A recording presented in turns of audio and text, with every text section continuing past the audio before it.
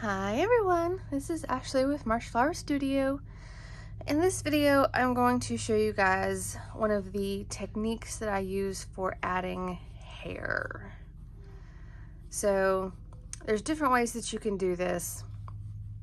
A lot of people will cut a bunch of sections of the yarn that they're planning to use for hair, and then kind of pull those under individually and tie them off, or kind of do that loop through thing. I don't know if there's a technical word for that.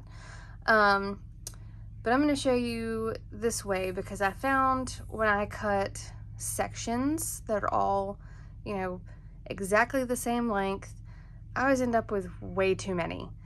And I was kind of wasting a lot of yarn that way. So I've got the two colors that I'm using for my zebra here. I've got a hook that's smaller than the one I used to make my zebra, and some scissors. Okay, so I've already done the first row of this guy's bangs. So with the zebra specifically, if you're not doing a zebra, then ignore the whole stripy part. I'm doing the hair to match the stripe. So my next row is going to go back here into this white stripe. So I'm going to stick my hook under that post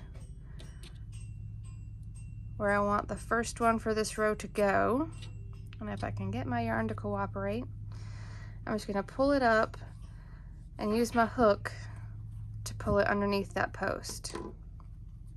Okay, and then I'm just going to tie a square knot.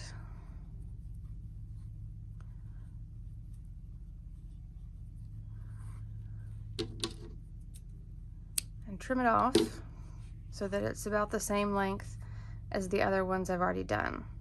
Super simple, way faster than trying to count exactly how many pieces you might use, and then having way too many. So we just go under the post, pull the end of that through, and then cut it off. All right. And if you wanted to do that kind of loop through method, it wouldn't be hard to do that with this either. So instead of pulling all the way through with this end here, you would just pull that loop through, and then you would trim, wherever we were going to cut back here, and pull those through this loop. I'm not going to do that method, but I just wanted to show you. So then this would be cut, and you'd have another end here. So you've got that loop kind of pressing down on that post. Boop. Let me pull this one back out too.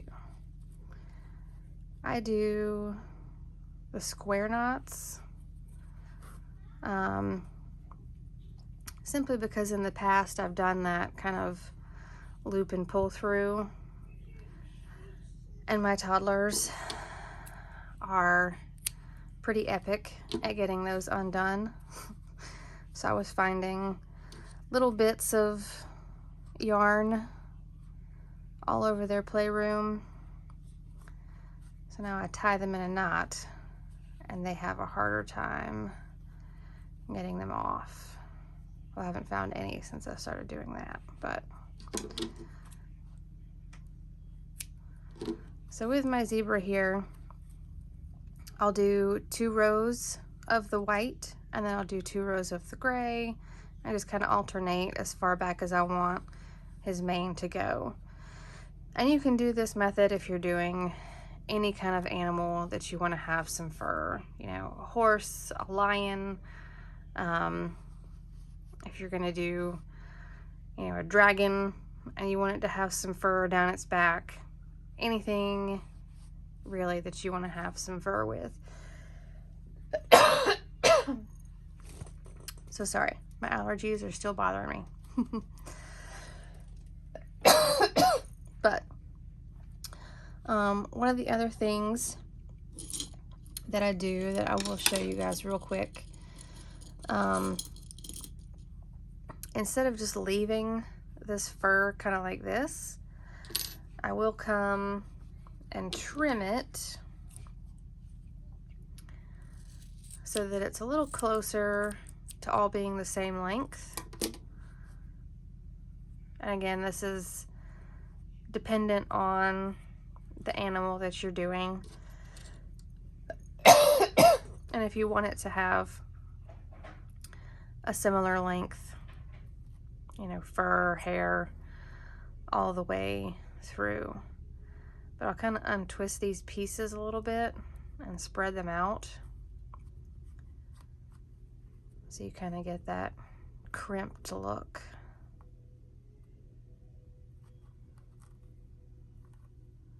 You know, that hairstyle from the 80s that everybody had to have. So I'll do that with all the pieces.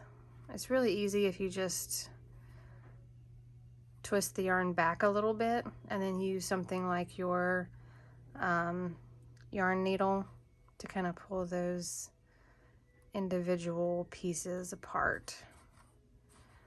But then once this is done, I'll kind of stand them up and play with them a little bit. And they've got that nice texture to them now versus just being straight pieces of yarn.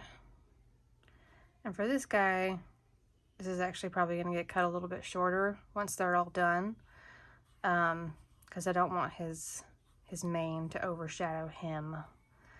But nice and simple way to add that fur or that longer hair to your crocheted stuffies,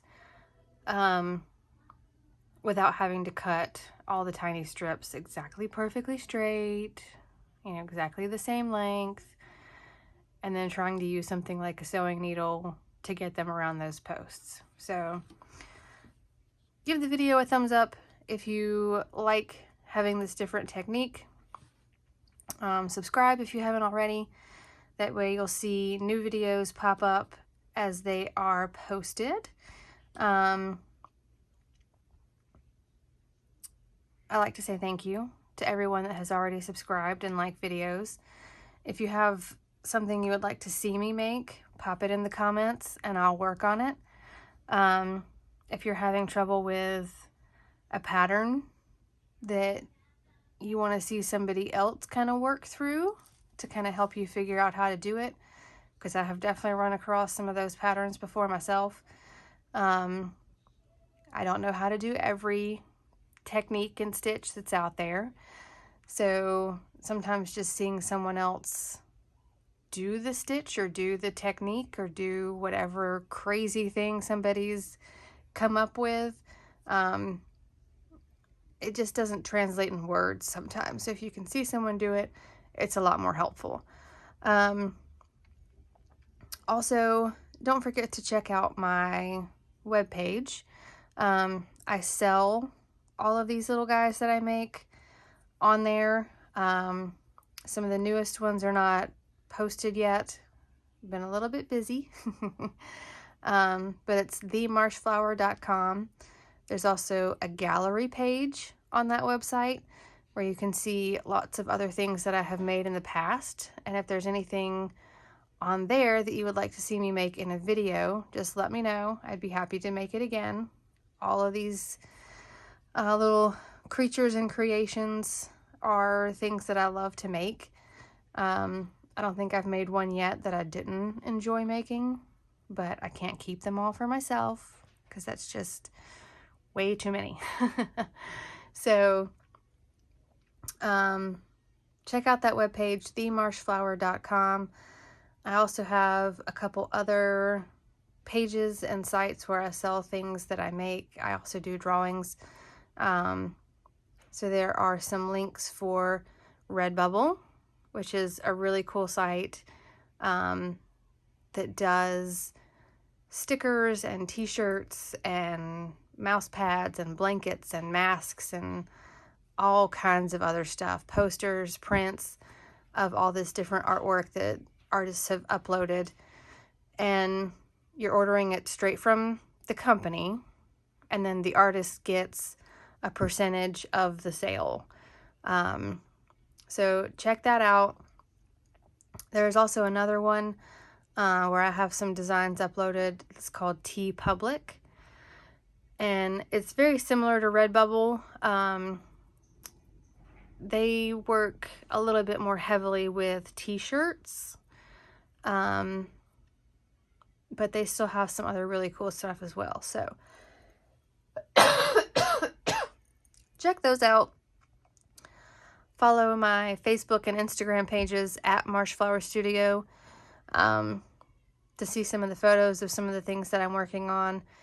Not all of the things that I make get videos, but I do usually post pictures to those social sites just to say, hey, check out this cute little guy that I finished up today. So make sure you check those out. And happy hooking, crochet nerds. See you next time.